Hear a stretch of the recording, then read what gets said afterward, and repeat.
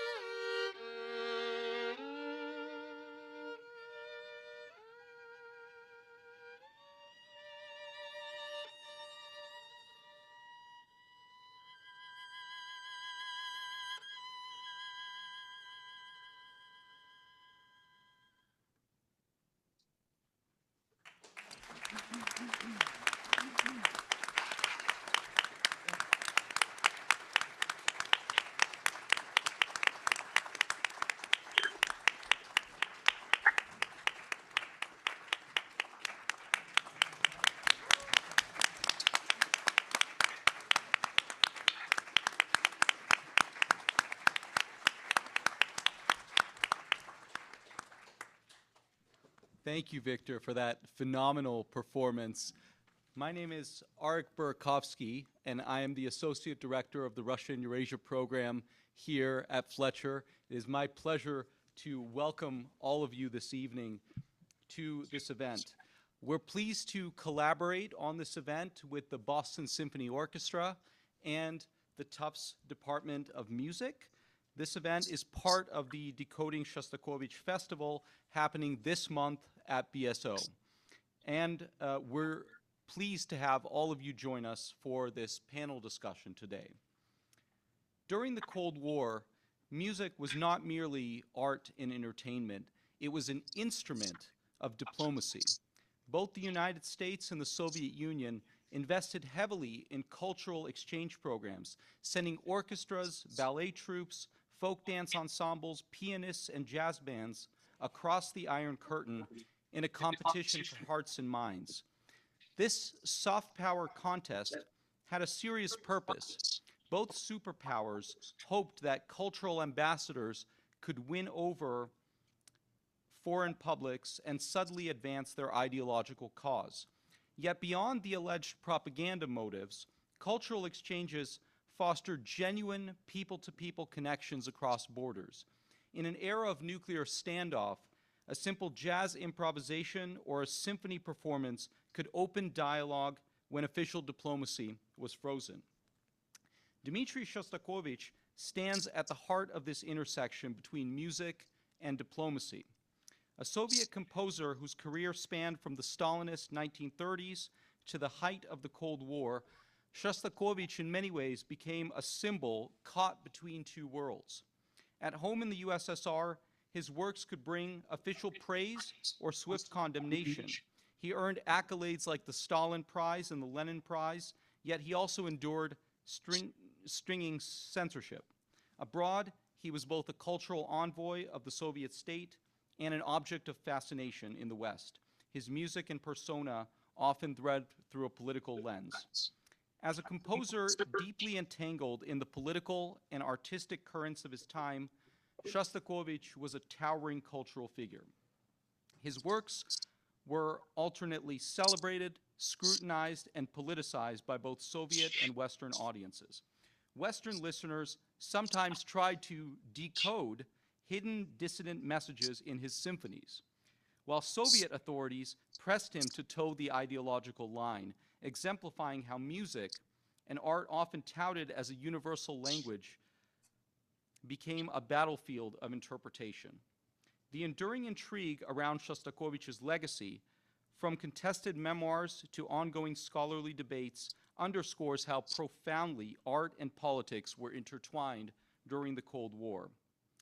We're pleased to be joined today by four esteemed experts to discuss the role of cultural diplomacy in international relations, U.S.-Russia musical connections, U.S.-Soviet cultural exchanges, and how the life and music of Shostakovich reflected and influenced Cold War tensions. I am honored to moderate this conversation and introduce our panelists. We will give each of them the opportunity to give a brief presentation.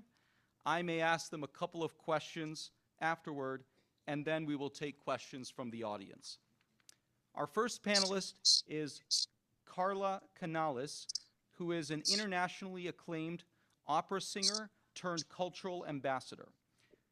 With over 2 decades of experience as a U.S. State Department arts envoy, she has led cultural diplomacy projects around the world, using music as a tool of international exchange and understanding. In 2023, she was appointed Senior Advisor and Envoy for Cultural Exchange on the President's Committee on the Arts and Humanities, where she launched the Artists for Understanding initiative to promote the arts in global dialogue. Carla, the floor is yours. Thank you. Thank you so much, Arik. And thank you all for being here tonight. I have a limited amount of time and a lot of ideas I want to get across, but I hope that I can offer you 2 frameworks tonight. One is, let's look at some definitions around cultural diplomacy, and then I'll move from that a little bit into the history of U.S. cultural diplomacy, setting up my colleagues to go a little more into detail with Shostakovich.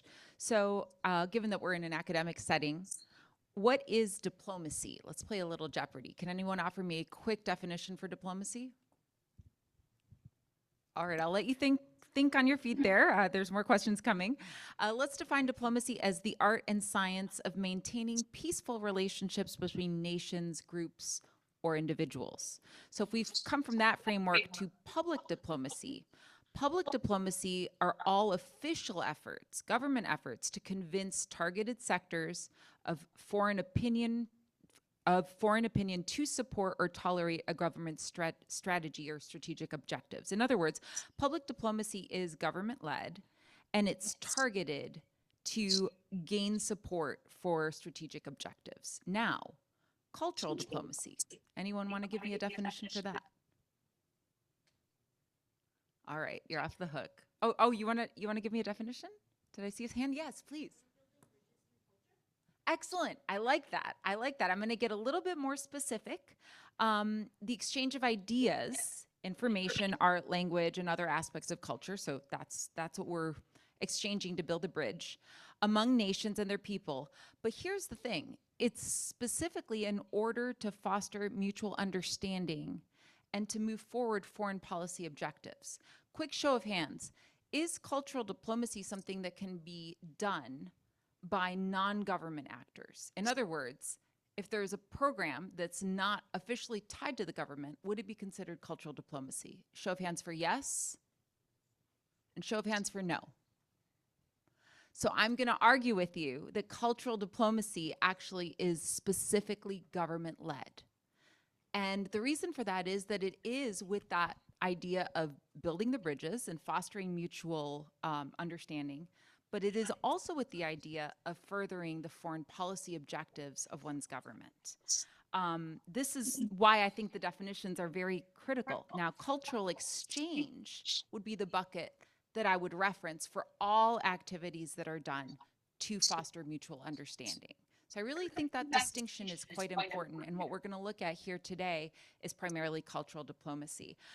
Just to add to that, cultural awareness. We're in a time right now, well, I should say maybe prior to this administration, where we've seen a lot more related to special observances, to things like African American History Month or LGBTQ plus Pride Month.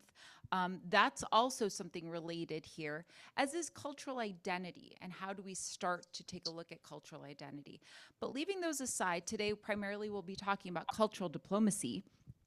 And I think it's very interesting that our U.S. cultural diplomacy began with, believe it or not, of all things, a moose. Hear me out.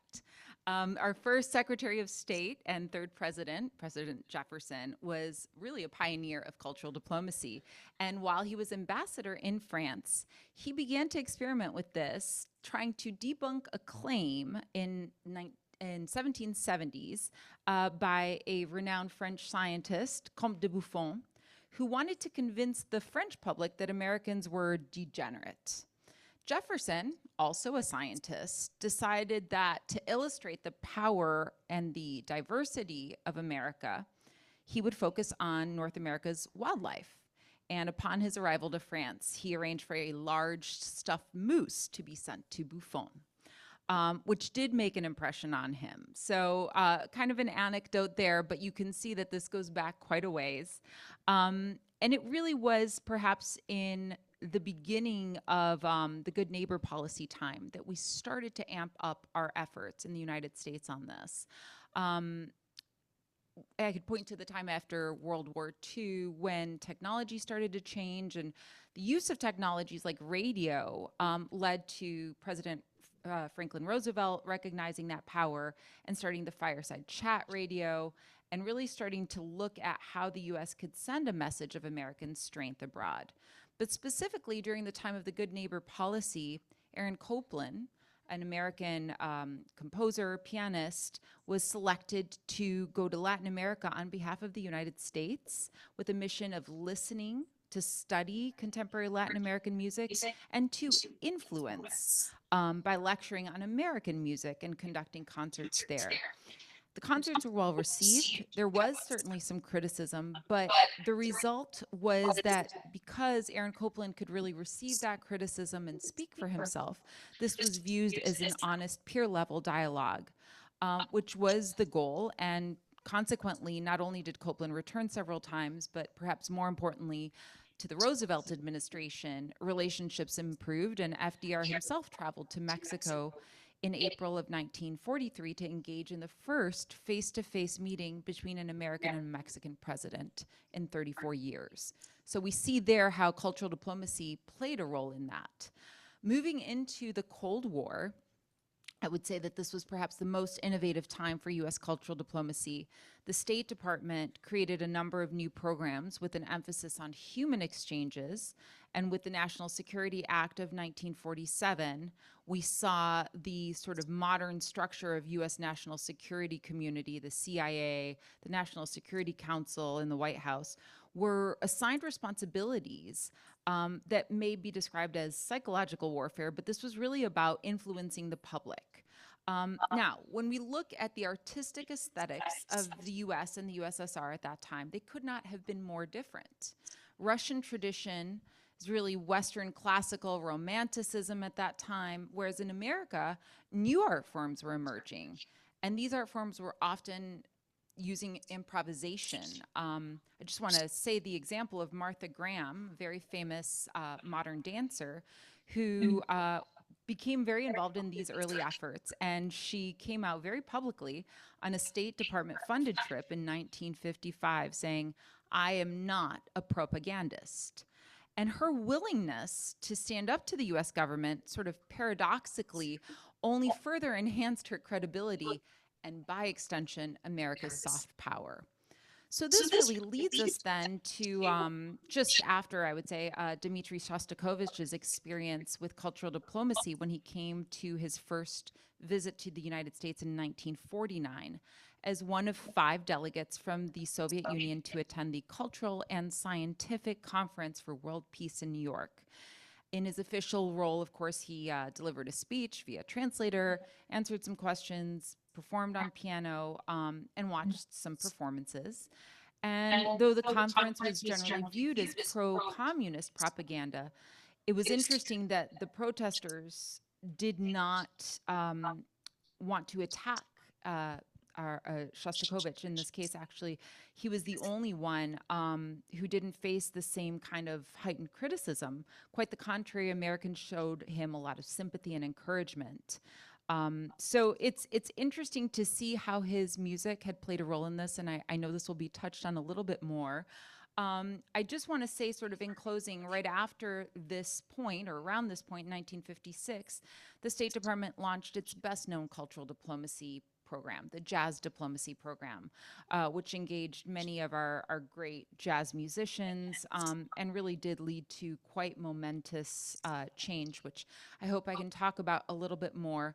I think my time is up, and I just want to close by saying it's been my honor to have quite a bit of personal experience doing this work for about 20 years in a dozen or 18 countries, a lot of why I believe in this work is because I've witnessed it firsthand, and hope to be able to share some of those experiences with you. Thank you.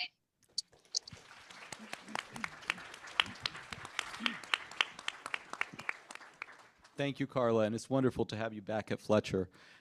So our next panelist is Alan Henrikson, who is a leading scholar of diplomatic history. He is the Lee E. Dirks Professor of Diplomatic History, Emeritus at Fletcher, where he founded the school's Diplomatic Studies program and taught history, theory, and practice of diplomacy for over 4 decades. Having lived through and taught about U.S.-Soviet relations throughout the Cold War, he is keenly aware of the humanizing role that cultural exchanges played in easing tensions. He brings a broad perspective on how cultural diplomacy fits into the larger framework of international relations. Alan, the floor is yours.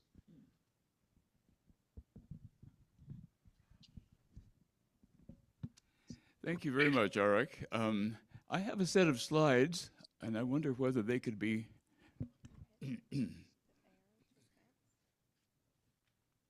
okay, thank you. my topic is Cold War cultural diplomacy, and a kind of, that's my theme, a kind of leitmotif is the role of the Fletcher School of Law and Diplomacy within that theme, and a kind of sub-leitmotif is what I have learned from some of the remarkable persons I have met at the Fletcher School of several generations who in one way or another have been involved in this field. The first person, excuse me, is a former Department of State officer, originally from Germany. I'll say more about him. Hans, he was normally known by his friends as Tom Took. And then 3 former students of mine with whom I've kept in touch. Cindy Fox, Asen, who she is now, her married name, Wan Pu Chow, and Pauline Yang, who I believe has performed with Carla, actually, at events in Washington.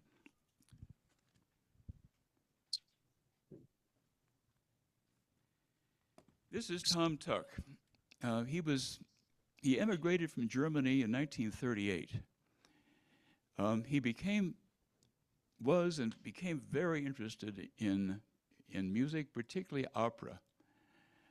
He attended the Berlin Staatsoper, which was conducted by Herbert von Karajan, and that was the beginning of his love. He is one of the real pioneers in American public diplomacy, wrote a standard book on it, and he also wrote a book about his musical involvement, the title of which is Arias, Caballetas, and Foreign Affairs, a public diplomat's quasi-musical memoir. I had to look up the word cabaletta. It's evidently a 2-part, rather animated, you probably have sung them.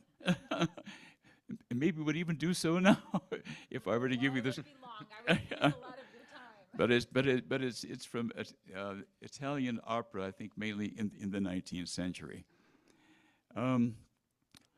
He was at Fletcher. He was a senior figure in the State Department in USIA. And by the way, he was the one who escorted the Boston Symphony Orchestra in 1952 on its European tour of that time. And he also was the one who managed the involvement of the New York Philharmonic in Moscow in 1959. He was in the Edward R. Murrow Center at the Fletcher School, and he was actually an assistant to Edward R. Murrow. And he was a senior figure in the USIA. One of his best known involvements in diplomacy was in 1959 when Richard Nixon, then vice president, traveled to Moscow. This is best known as the kitchen debate, when with Nikita Khrushchev, they argued about the quality of refrigerators and washing machines, television sets, the kinds of things that were in the American exhibit. Tom Tuck is present in the picture, and he's the fellow, oh, sorry. These are very delicate. Here we go. He's the one on the far left.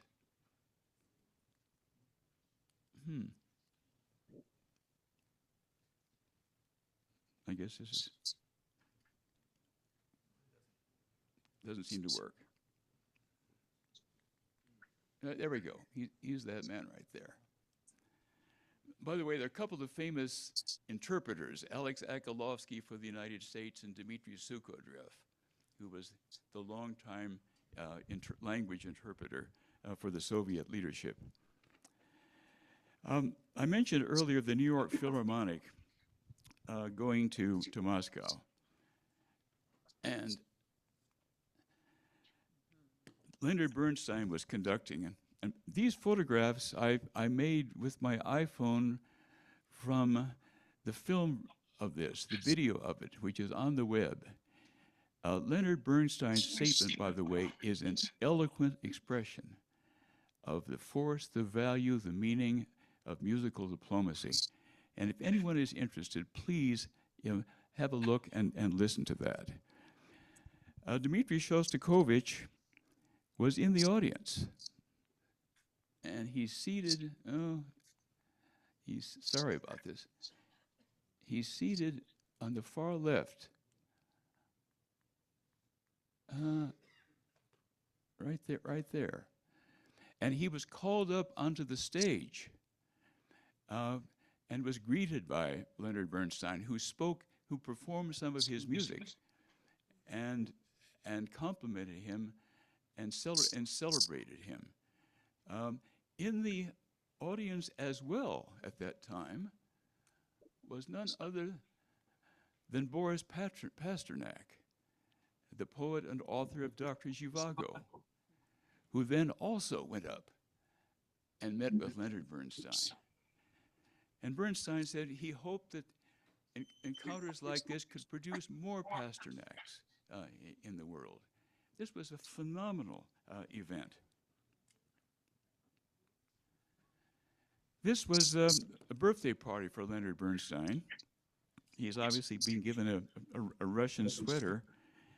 And the lady on the left is Tom Tuck's wife, Mimi, who was very much a partner of his in public diplomacy, which is probably characteristic of cultural diplomacy.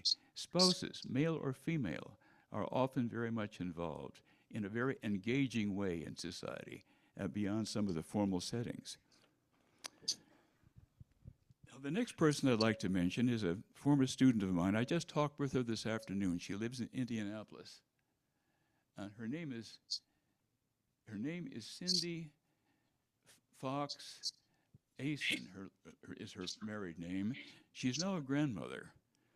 And she produced, after going to Smith College, where she studied government and art history. As a student of Fletcher, she did her PhD. In fact, it was the first PhD thesis I supervised. And the title of it is, as you see, it's in the library if anybody would like to look at it.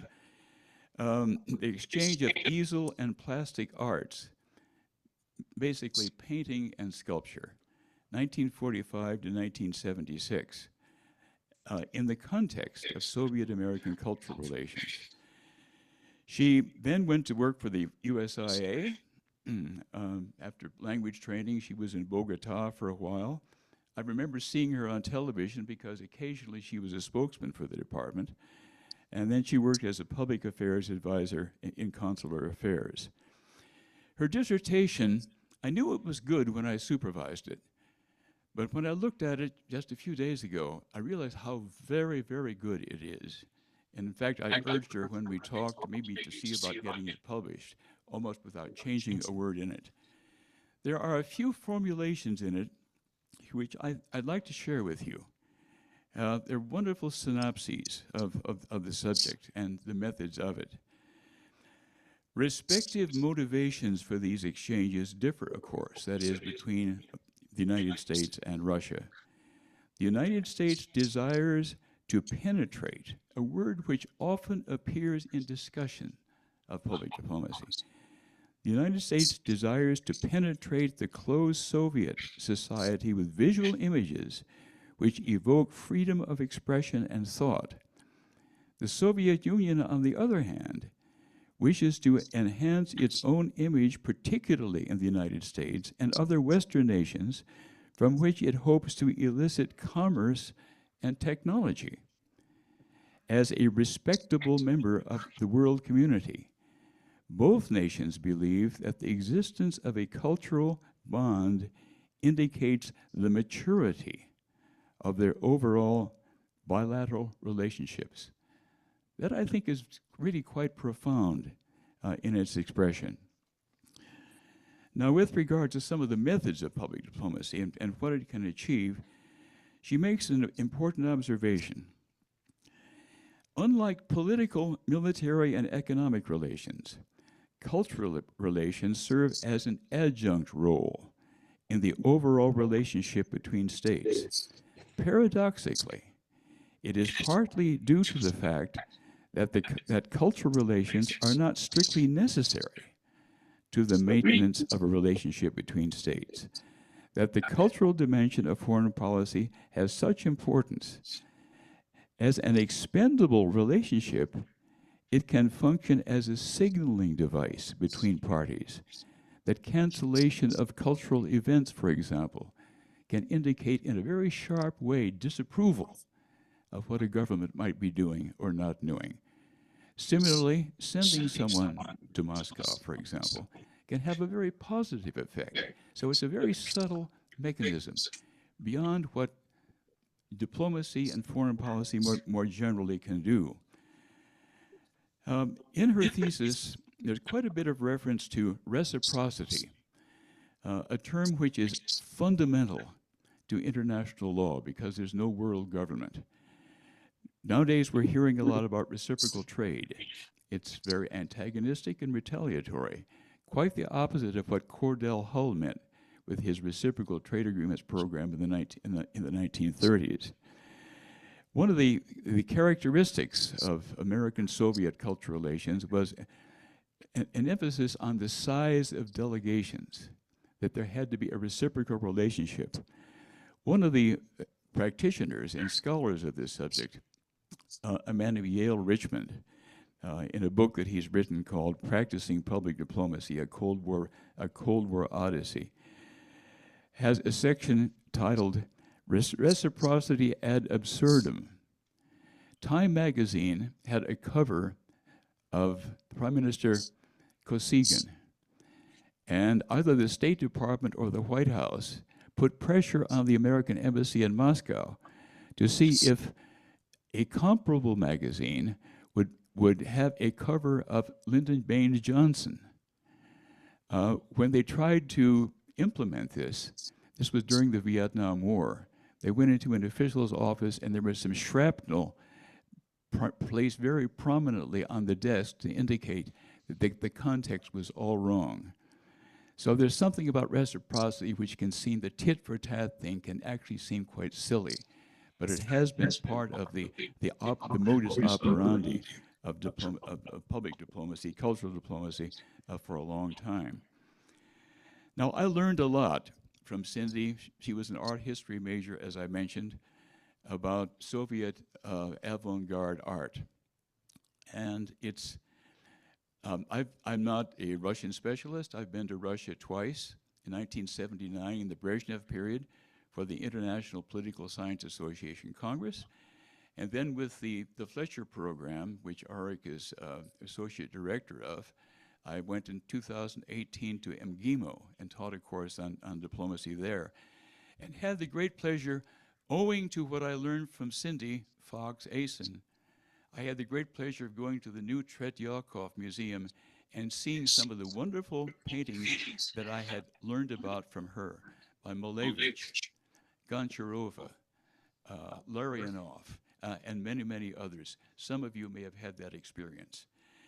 Now, she also taught me about this extraordinary man whom I went to hear actually when he left Russia, an art collector, George Kostakis, who was a friend of some of these early avant-garde painters. His apartment in Moscow was legendary in being filled with their paintings, some of which he paid for in order to support them. He had an agreement with the Soviet government that he could take half of his collection out, and the others remained there and are obviously in the museums now. An extraordinary, he was Greek, he was working actually for the Canadian government, a significant figure in this field. We found, Cindy and I did, when she was working on this project, that a number of officials in the government who were actually conducting cultural diplomacy in the Soviet-American Cold War phase were Fletcher School graduates. And one was Guy Corridon. I won't sort of recount his curriculum vitae. He first worked for the CIA in the economic research field. Then he went on to the Department of State working in the Educational and Cultural Bureau. And he finished up working on the CSC, the Conference on Security and Cooperation in Europe, on what became the Helsinki Final Act in 1975. That's Basket 3, dealing broadly speaking with cultural issues. So this whole subject became multilateralized at that time. It's an extraordinary diplomatic achievement. Armand Hammer and his friend Leonid Brezhnev. Armand Hammer is who has spoken here, actually, in this room, is a giant in this field. He was head of Occidental Petroleum. His relationship with the Soviet Union went back to the very beginning in the early 1920s. A significant art collector with two major, the Hammer Galleries in New York, the Knoedler Gallery, and then the Hammer Museum in Los Angeles, which some of you probably have seen. And there were certain business advantages in these exchanges, but he had a genuine friendship with the Soviet leadership at the very top. Another major figure, a giant, is Sal Hirok, the impresario. Here he is with Natalia Makarova of the Kirov Ballet, whom I once saw dance in London. So, Alan, Yes, I will. I know. we'll try to wrap it up. I will, of course.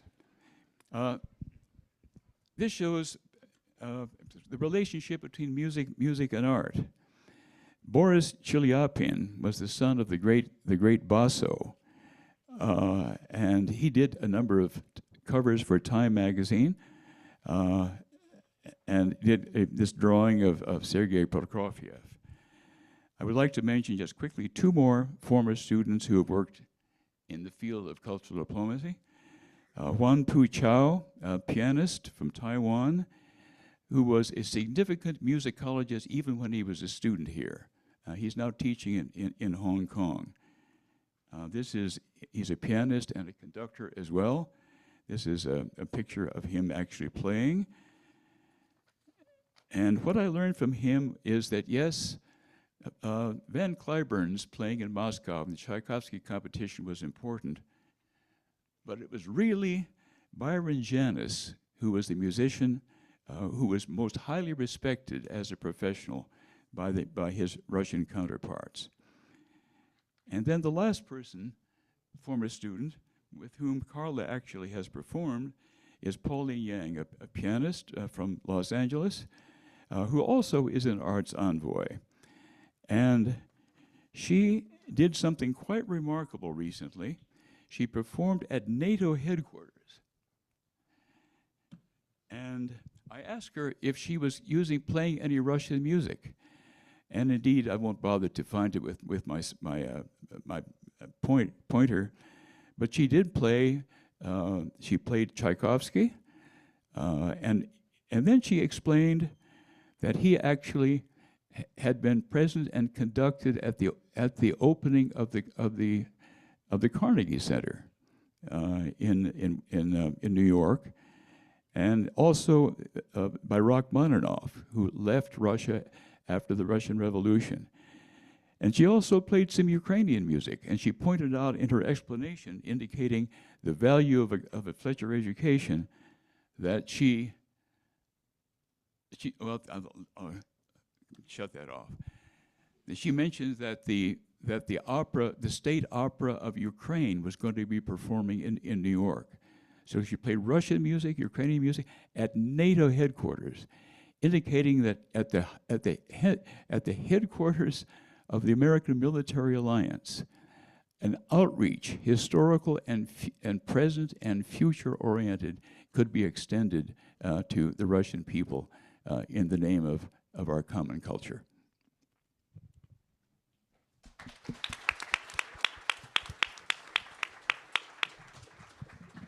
Thank you, Alan. And as you can all see, Fletcher has many connections to cultural diplomacy and music diplomacy.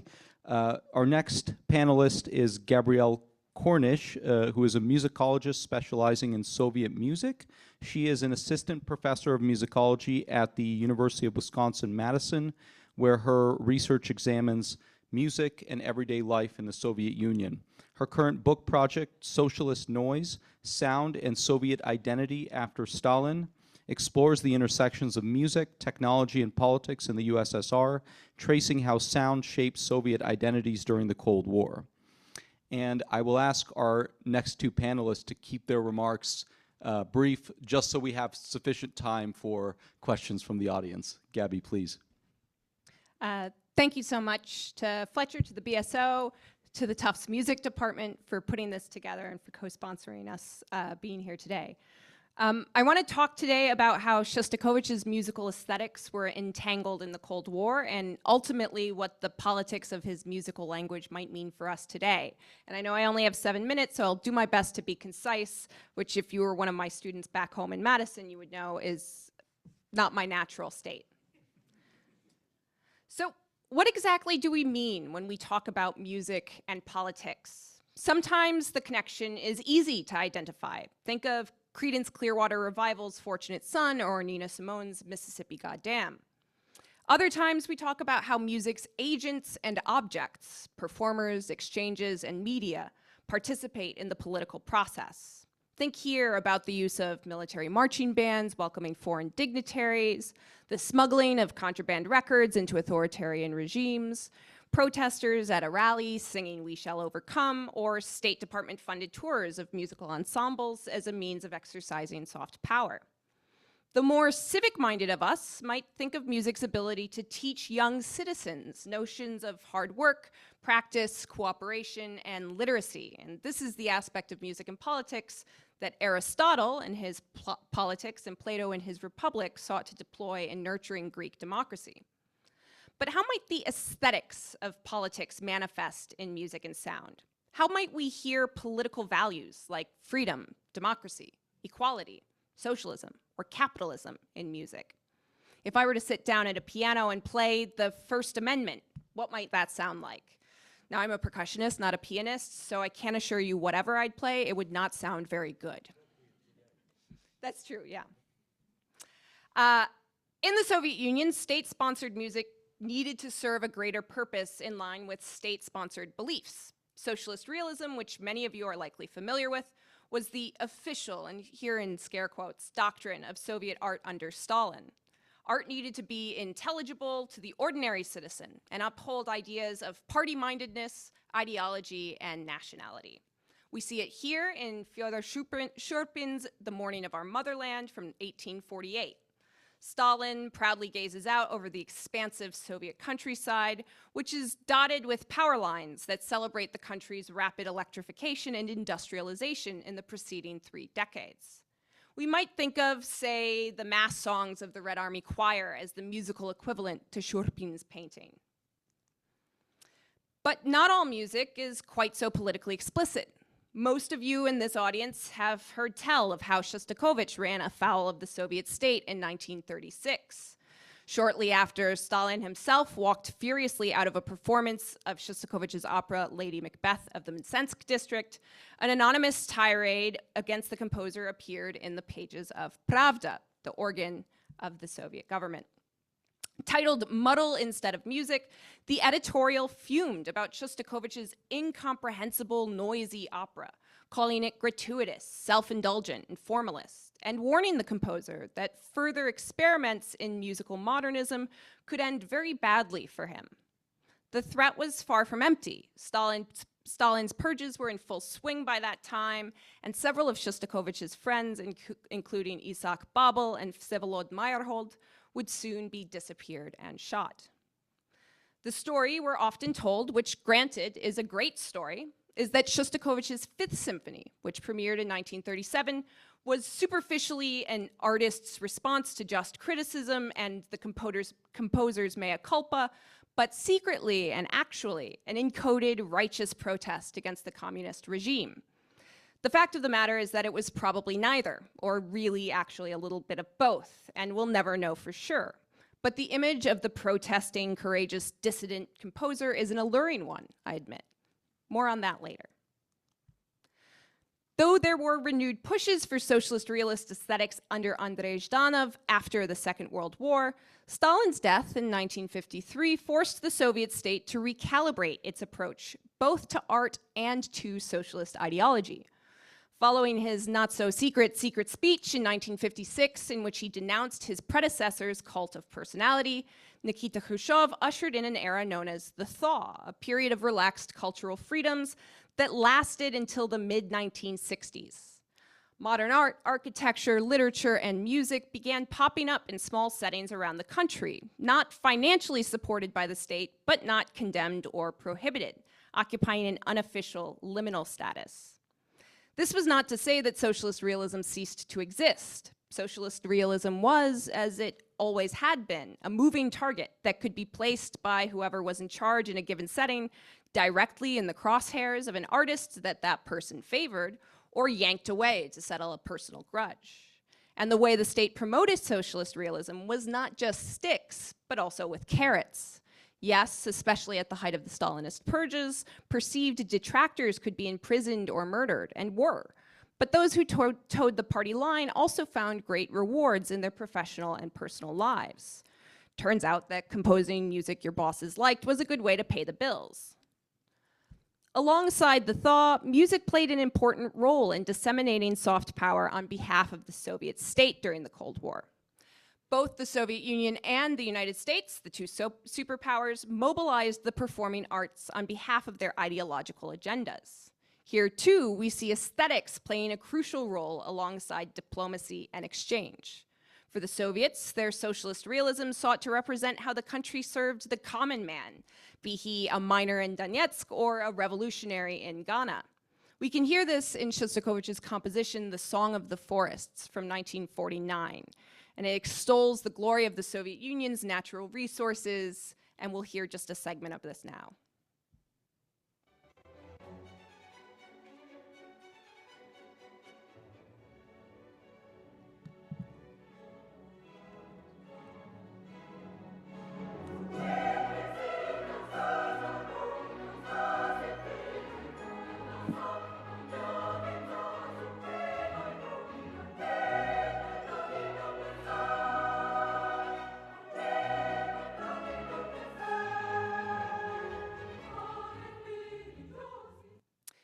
At the same time, the Department of State, CIA, and other US agencies worked to promote modernist music, like that by Arnold Schoenberg, Pierre Boulez, and Milton Babbitt, to both showcase creative innovation that could take place under capitalism and illustrate the aesthetic freedoms enjoyed by composers in the West. And here's an example from Milton Babbitt's composition for 4 instruments from 1948.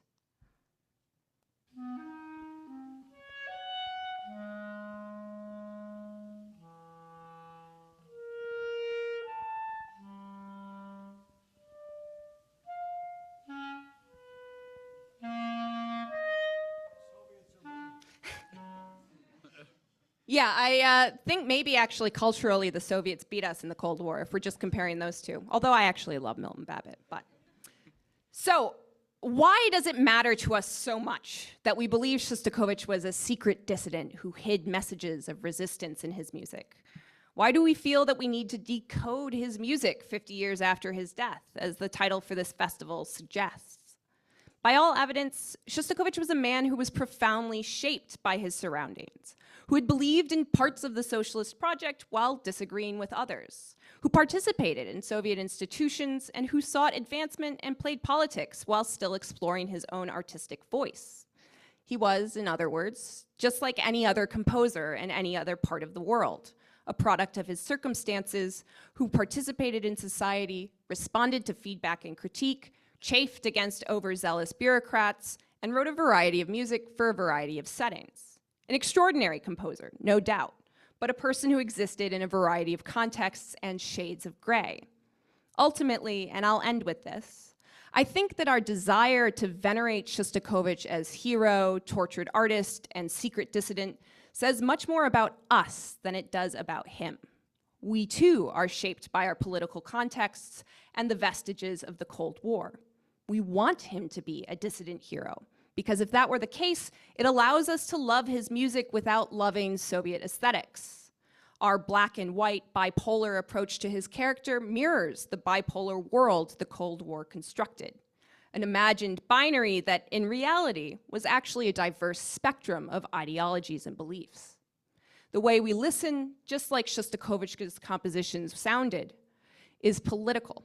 And the echoes of ideology and geopolitics from the 20th century are very much present in the concert halls and symphony stages of today. Thank you.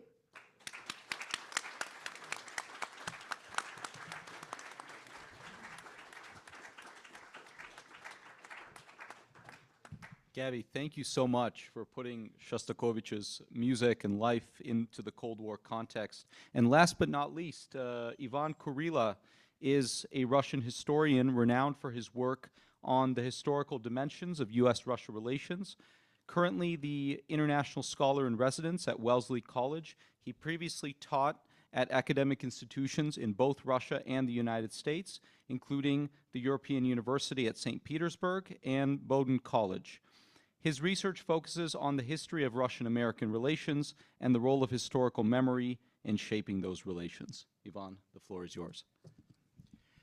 Thank you, Arik, and thank you all for joining us today. And yeah, I will start with attempting to put this conversation in a in the longer context of the Russian-American relations. And I would tell you that since the end of the 19th century, American society elaborated 3 different approaches to Russia. And those approaches more or less survive all of the Russian revolutions, world wars, communism, and still alive, pretty much alive. And they first formed, in the last decades of the 19th century after American Civil War, and at the moment when the United States started to think about global participation, I would say. That's beginning of American global concerns. So those 3 approaches could be roughly called as a conservative one. Well, I will tell a little bit of each of them. So conservative. This part of American society considered Russia as a direct opposite to America, something which you can easily speak about when you want to speak about the United States. So Russia, or later the Soviet Union, was quite opposite in values, institutions, ideals, well, goals. So each time this part of American scholars, journalists, politicians were discussing Russia, they actually discussed the United States in terms of negatives. That's everything is quite opposite to American society. From this point of view, Russia was never changing. Of course, Russia was a society which had no development from the time of Ivan the Terrible through Stalin to probably Putin now, and that is one of the traditions of which still exist in American society. Another group of people who start conversation about Russia back in the 19th century called themselves at that time American Friends of Russian Freedom. Those people consisted partially from the former abolitionists. They look at Russia as they previously looked on the American South. Russia was a society, was a good people are suffering from the bad government. You know, that was a good Russian people who are going to build a democracy or probably will be ready for a liberal government are suffering because the government in Russia is so oppressive. And so the task for good Americans should be to help good Russian people to get rid of the bad Russian government. And that's also going through from Russian Empire through the Soviet time till now. And then started to speak all about these three groups, mostly because of the third group. And the third group of Americans who were interested in speaking and talking about Russia, called themselves at that time Russophiles. And those people idea was a question: why should we discuss Russian political system while we can look better on the Russian culture? And they were those people who translated first to American public Russian writers like first Turgenev, then Tolstoy, Dostoevsky, Chekhov. Those people invited to the United States Tchaikovsky and popularized Russian music in the United States. So they saw that if we Americans would found great Russian culture, we can forget about Russian political system and don't discuss it anymore. And that was another tradition which also still alive. And let's fast forward to the Cold War. We can say that was a moment in the 50s already, after the first very hard first decade of the Cold War, when the countries attempted to reestablish good relations between the Soviet Union and the United States.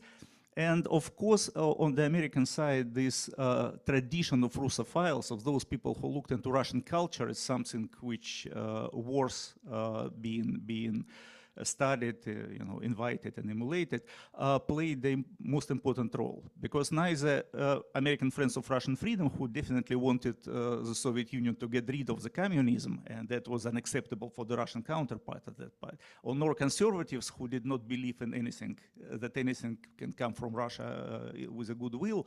So these Russophile people were in the basis of cultural exchanges. And the first important diplomatic achievement at that moment was so-called Lacey-Zarubin Agreement of 1956. That was this agreement about cultural exchanges. It actually opened the door for travels of musicians, performances, Americans to Russia, to the Soviet Union, and Soviets to the United States. This Van Cliburn, who was mentioned already, and Boston Symphony Orchestra actually was part of these first exchanges in the 50s. And also Russian Bolshoi troupe and Moiseyev Dance Company and other Russian performances also came to the United States and opened it for American public, opened the Russian culture. That was a big breakthrough, which actually laid the foundation for the future conversation about arms control, about more political things. But they needed to start a conversation. And culture gave this, cultural exchange gave this opportunity for the cultural exchanges. But let's come to Shostakovich, because Shostakovich visited the United States earlier. He visited the United States exactly in the first years of the Cold War, the first very hard year. And he was met with a very different, with a very different welcome here. This is a demonstration of piquet near the Waldorf Astoria where Shostakovich was staying, and you can read on one of the posters, Shostakovich jump out of the window. That was actually that was not the person probably did not urge him to kill himself, but urged him to escape to the West, because jump out of the window referred to the I don't see it. Yeah, so that was the idea was that one of the Russian defector at that time just recently jumped out of the window of the Soviet consulate, and they urged Shostakovich to follow the example. Shostakovich did not follow the example, but the idea was that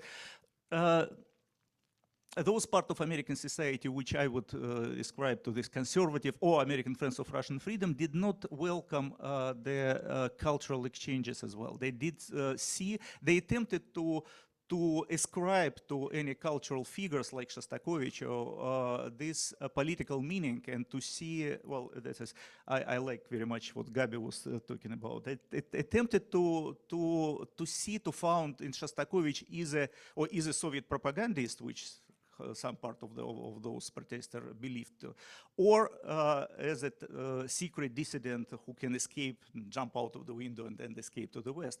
And that is something which was always a big problem in the Russian-American relations, because nothing which can come from the Soviet Union and now from Russia was perceived as apolitical. Everything, when Moiseev dance company was here, it was headlines like, it's probably KGB agent, and that was a joke in turn. If KGB agent can dance like this, how would the real dancer will do? That's.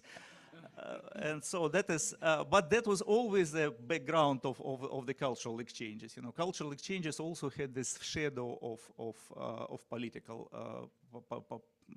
political meaning, political tracks. So I have just, I guess, my 7 minutes already come to the close. So I sum up what I wanted to say, that Shostakovich wasn't, I agree with Gabi, Shostakovich wasn't probably neither dissident nor, no devoted communist. He was a composer. His life was music most of all. But in the situation of the Cold War, in this great power competition and ideological pressure in the Soviet Union, but also in the United States, when he visited the United States, he faced this different political pressure. His music was, his music was placed in this context, and it's actually not about Shostakovich, but I agree again with Gabi. It's about us. It's about how we listen, how we put his music into the difficult context of the 20th century, and that's actually make his music even more interesting and open for reinterpretation and decoding. Thank you.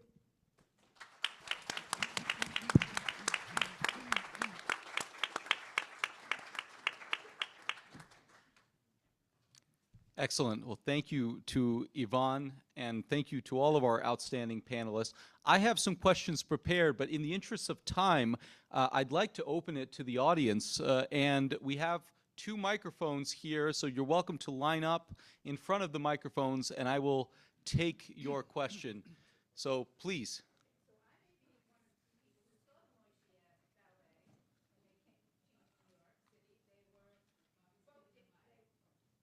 And if you can introduce yourself.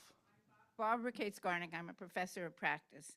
So what I said was that I may have been one of the few people in the room who actually saw the Moiseev Ballet in around 1963 when they came to New York City, and they were an amazing folk dance group that did amazing leaps and wore amazing Russian costumes. But my question is more to Ivan about the issue of defection. Because when I attended these ballet, I saw Kirov, Nureyev had just defected, and I might have been in Britain or ever. It was an interesting moment of cultural diplomacy. So we had been told that the Russians were a police state, that there was no freedom. They had this amazing culture. So you would go to the concert, you would see Soviet agents, you would see New York City police. It was a very different experience. So I just want you to know and get your feelings of this defection concept while we were experiencing culture. Yeah, thank you very much. Yeah, surely many people wanted to defect the Soviet Union. Soviet Union was a closed country. It was very hard to get out of the country. And so the being a cultural figure, participating in cultural exchanges, was an opportunity for some people at least, who wanted to defect. Because if you are not a cultural figure, it's very hard to imagine how you can ever travel beyond the borders of the Soviet Union. So of course, we know Baryshnikov, Nureyev, Godunov later of the ballet, just the ballet people, or people like Rostropovich, and many people defected to the United States, to the West in general, and that was definitely the case. But it was not the case with Shostakovich. You know, we're speaking about Shostakovich, who, Shostakovich survived blockade of siege of Leningrad. He survived very hard time in the Soviet Union, and he probably, well, I cannot describe my feeling to his, but I can imagine that he already felt that his place in the Soviet Union, despite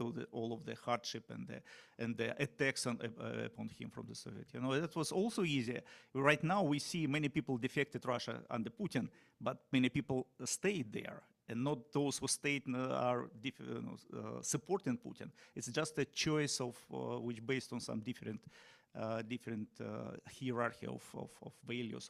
You know, that's what happened with Shostakovich, I think. But thank you for your question. Please. Yes, hello. I'm Alan Diner. I'm a member of I'm an emeritus member of the board of the Boston Symphony. We want to thank the Russians for letting out a number of great musicians who've joined the Boston Symphony and are still playing with it. My question is really for Professor Cornish about Shostakovich and his development. During the Stalin years, arguably Shostakovich thought after the opera, Lady Macbeth and Mtsensk, that his life might have been endangered. And after the Stalin years, I'm curious as to whether you think there were many changes in the way Shostakovich was writing his music. Was he more free? Obviously, like the 13th Symphony couldn't have been written perhaps when Stalin was alive. And I wonder if you could speak a little bit to, in decoding Shostakovich, how his music development was affected by political circumstances. Yeah, thank you so much for that question.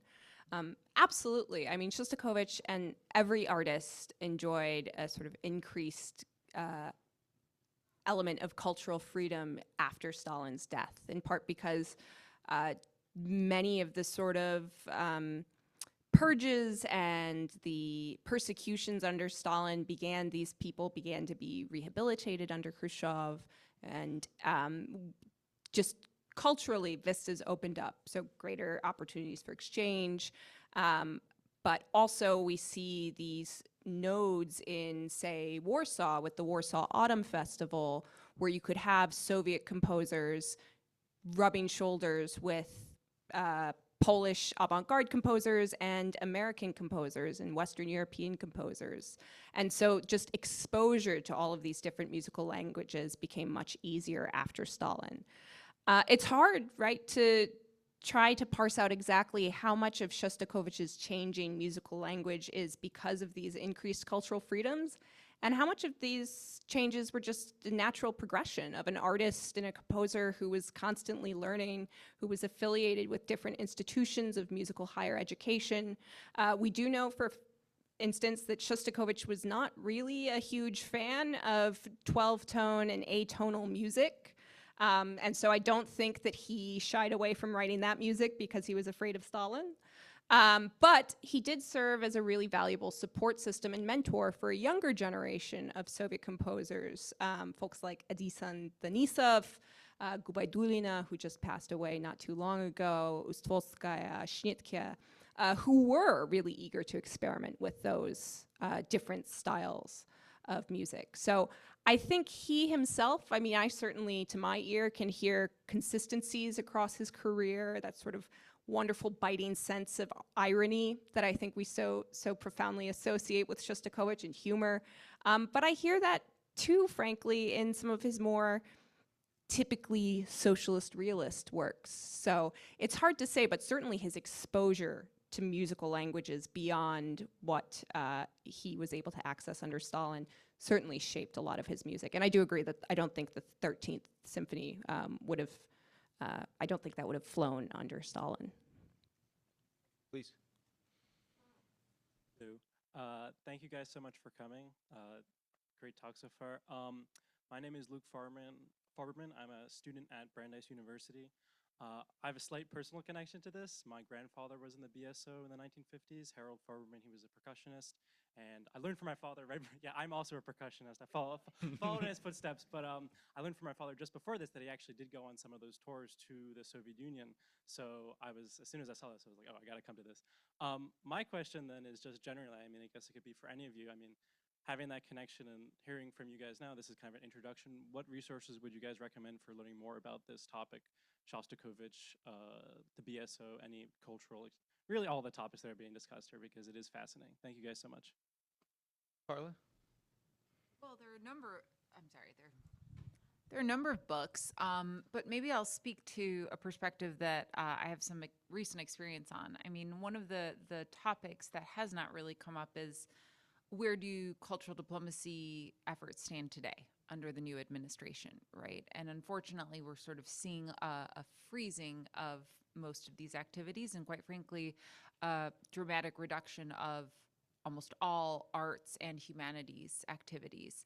So if you have an interest in where this work stands right now, I would definitely encourage you to read some of the headlines related to IMLS, the Institute of Museum and Library Services, the National Endowment of the Humanities, and the previously mentioned ECA Bureau, Education and Cultural Affairs Bureau at State Department, just so you can track. There's a great book, I'll pull up the name of it, I think it's called The Resort of Kings, is that the book?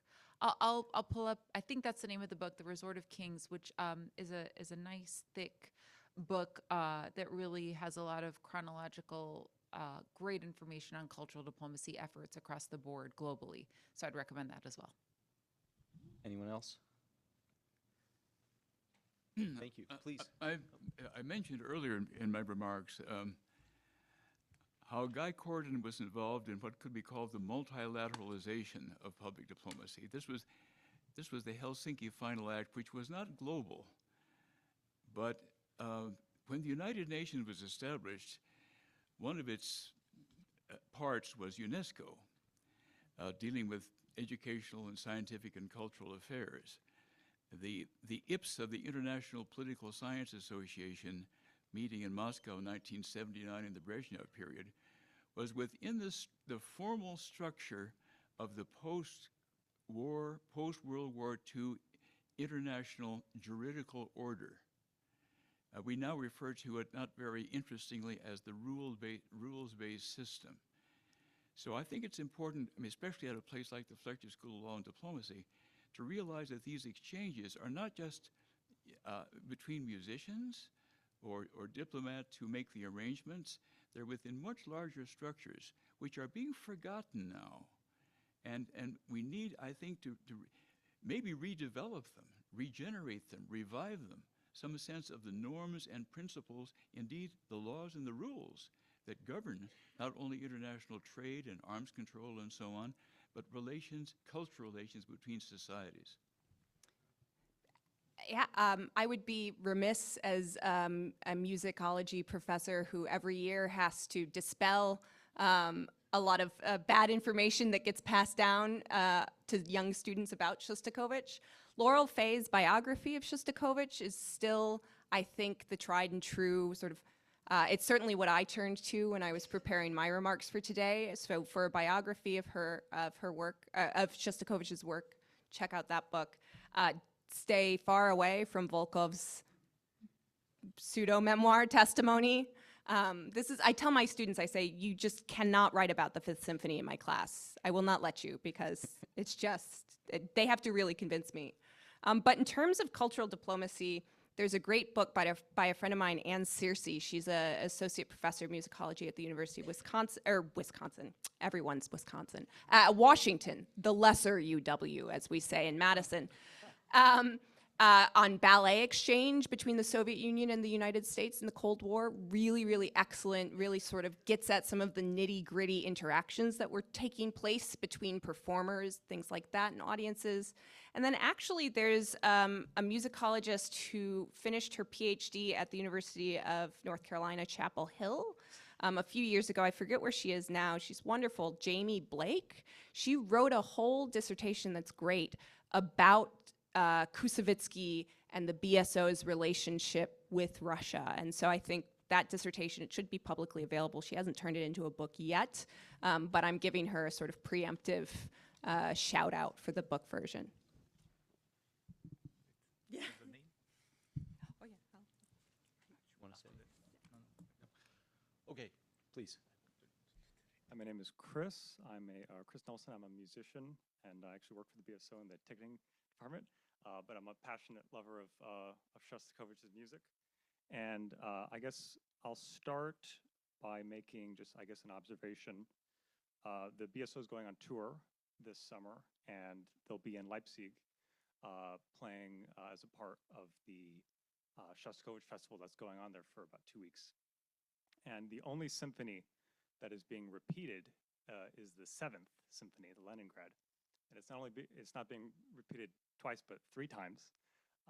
And you could probably make a estimation that that's a fairly political statement, considering the Leningrad is the resistance symphony, and probably you can make an argument that it's the most important, at least political symphony of the 20th century. But I suppose I'm wondering what that kind of soft diplomacy in an American symphony going to Europe to make a resistance statement actually does in terms of moving the needle on those kinds of things, when hard power seems to have a much bigger impact in terms of how things going, in terms of just everything that has gone on in the last 60 years in terms of Russian and U.S. relations. So I guess wondering what you might have to say on that.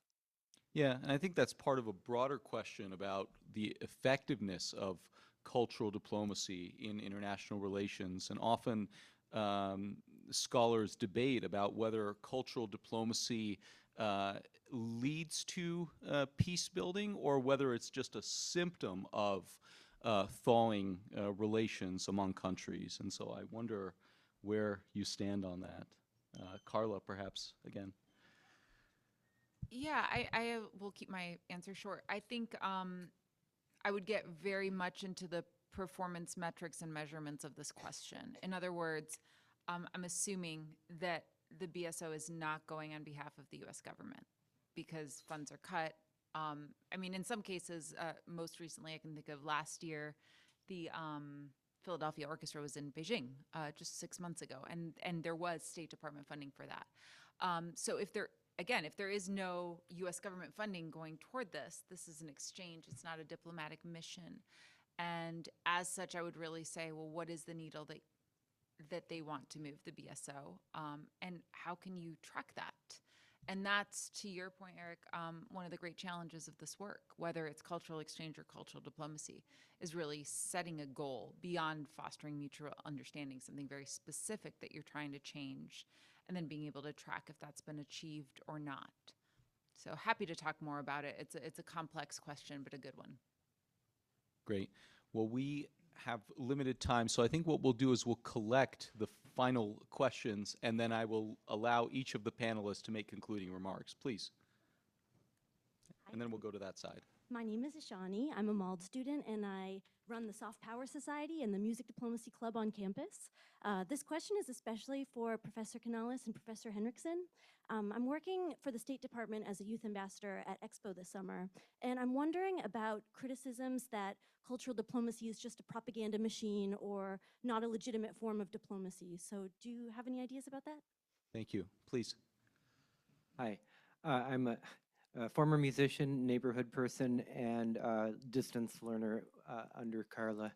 And I would like to recommend actually any opportunity to hear from her, but also Tufts' own Jeremy Eichler and Time's Echo, and the chapter on Shostakovich, but all of the chapters. That entire book is, I think, a very important book. So Thank you. Please. Hello, yes. My name is Matthew Seliger. I'm a student here at Tufts, majoring in music and biopsychology and studying violin. My question is, part of what fascinates me about Shostakovich is that so much of kind of his popular appeal, his most popular works, are ones that were generally kind of went better with the Soviet government. You look at his 5th Symphony, his 7th Symphony, especially, which were admittedly World War II era symphonies, but also, his 11th. And so I guess I wonder if, A, how did American audience kind of audiences react and what was kind of the political implications of this kind of phenomenon, but also do you think some of the reaction and the desire to kind of decode Shostakovich comes from the fact that his popularity in America often aligned with his popularity in the Soviet government? Thank you. Thank you. Final question. Not so much a question. I just wanted to know if anybody has read Langston Hughes, the great African-American writer. He was actually invited in the late 30s to come to Soviet Union and make a movie about how oppressed blacks were in America. And because this was, you know, Jim Crow America, it was a pretty easy target. But when he got there, he realized, you know, the Russians didn't really know that much about actual modern African Americans. And he was also kind of horrified at, you know, not writing what he wanted, but writing what the Soviets wanted him to write. And he just, you know, backed away from the whole project because he said, I'm sorry, I'm an artist. I won't write what you tell me to. I'll write what I want to. And so I just wanted to ask, he talks about it in his book, I Wonder as I Wander. And it's not really so much about music, but just about cultural exchanges and how, you know, horrified he was for. He even met Paul Robeson, who was there at that same time. And they both discussed, you know, how, you know, hard it was for them, you know, and how it really disillusioned them about, you know, the whole Soviet, you know, egalitarianism, supposedly.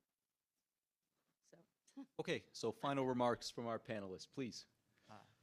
Okay, yeah, thanks. Thank you, everybody, for the questions. I have not so much to answer, but I will probably start remark a little bit on this last thing about Langston Hughes and Paul Robeson. Yeah, they and other Americans who, like African Americans, who traveled to the Soviet Union and found that the Soviet Union did use this image of the like racist America as a core of its portray in the United States. Well, it was partially true, but the United States developed while the Russian propaganda stick to one image without, you know, it stick to for a long time. And of course, African Americans who traveled to Russia, including African American musicians, you know, just faced it, and that was up to them how to react and what did do participate or not in this. In these portrayals, but they, well, as far as I know, Paul Robeson traveled many times to the Soviet Union, and he befriended some of the Soviet leaders, and that was, so he was much easier than Langston Hughes to participate in those things. But I guess that they still think that their music goes beyond this, you know, narrow propaganda placing for them, you know. That was still they found that there are, and they were right, because all of this, I read the memoirs of the Soviet people who attended concerts, so especially during, of course, the 50s, when the American musicians started to travel to the Soviet Union, and people felt something beyond that, you know, narrow message that the Soviet authorities wanted to place in those performances. So the people felt something different, and that is, you know, just, and people just feel that the Americans are not these people from the cartoon propaganda, you know, caricatures from the Crocodile magazine. And that's already worked, despite the attempts to put it narrow interpretations. But yeah, thank you. Thank you for those questions. Very quickly, in speaking to the popularity of pieces across both the Soviet Union and the United States, I think in many ways we should follow the musicologist Pauline Fairclough's lead and start thinking about socialist realism as a form of middle-brow music making. And I don't use that pejoratively at all. I think that this was music that attempted to be comprehensible to the masses. You know, propaganda is only as effective as it is enjoyable and consumable. But even without that sort of question of political efficacy, I think that there's something to be said for trying to reach a broad swath of audiences. And in terms of soft versus hard power and the efficacy of things like musical tours, the way in which, I'll preface this by saying, I love that we're having a Shostakovich festival here, right? The way in which we use cultural figures like Shostakovich, like Prokofiev, dissident or otherwise, or everything in between, does, in a sense today, continue to prop up this idea of great Russian culture, which Putin himself has mobilized in support of Russia's full-scale invasion of Ukraine. And this is not me saying like everyone in here is guilty of this, but I think perhaps the more effective thing would be to make space for the artists and composers who don't get very much airtime in Western Europe and the United States. Ukrainian composers like Lyatoshinsky, for example, and sort of not dispelling this myth of great Russian culture, but acknowledging that the Soviet Union was actually 15 republics with many, many wonderful composers. And so I think that might honestly be perhaps a more effective strategy. And I don't know anything about cultural diplomacy, so, you know, if the State Department wants to funnel a bunch of money to me, I'll take it. But I think making space for different voices may be more impactful at the end of the day than playing the 7th Symphony, which I love 3 times in a row. I think that's a good point. And even among the so-called 3 titans of Soviet music, Arman Khachaturian is a well-known Armenian composer and could also be, you know, a cultural figure celebrated in the West. Please. There's a fundamental question which I'd like to pose. Maybe I should have done so at the beginning, and that is, who owns public diplomacy or cultural diplomacy as a kind of subset of it? Is it the state or is it society? Now, to be sure, the state, the government, can arrange programs. Fletcher graduates who become diplomats working in cultural affairs can make arrangements the way Tom Tuck did.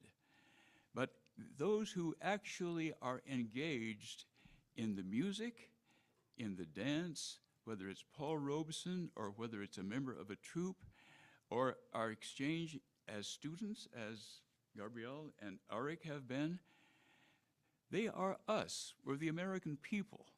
Public diplomacy arguably is, in the last analysis, the diplomacy of the public. American diplomacy, American foreign policy more generally, is almost distinctive in being not a product of the state, whether it's a monarchy, a Prussia, you know, or Imperial Russia. 2 of the standard books on American diplomatic history, one is by Samuel Flagg Bemis, a diplomatic history of the United States, that is, of the government, the state, the formal structure. The other is by Thomas Bailey, a professor at Stanford, a diplomatic history of the American people. I believe that is the more profound book on the subject and a better expression of actually who we are and how we interact with the world. The state, the government facilitates it, but those who are actually doing it, producing not only new ideas, new images, and the factor of delight are those who actually voluntarily agree to participate in programs which they might be invited to be involved in. And last but not least. I have too much to say in 1 or 2 minutes. I'm sorry, Molly? Was it? Shani, sorry. I'll give you my email. Let's continue that conversation. Daniel, thank you so much for being here. And I think everything that's been shared here is just so important because there is not enough sharing and discussion on cultural diplomacy, on these views. The last woman who shared that about I Wonder As I Wander. I mean, I'm going to immediately look that book up. So just thank you all for sharing. I'm very accessible and happy to talk more. You can find me online, drop me a note, and I will write back, as Danielle knows, but let's be in touch. Excellent. Well, thank you so much for an insightful and thoughtful conversation. Thank you all for joining us tonight.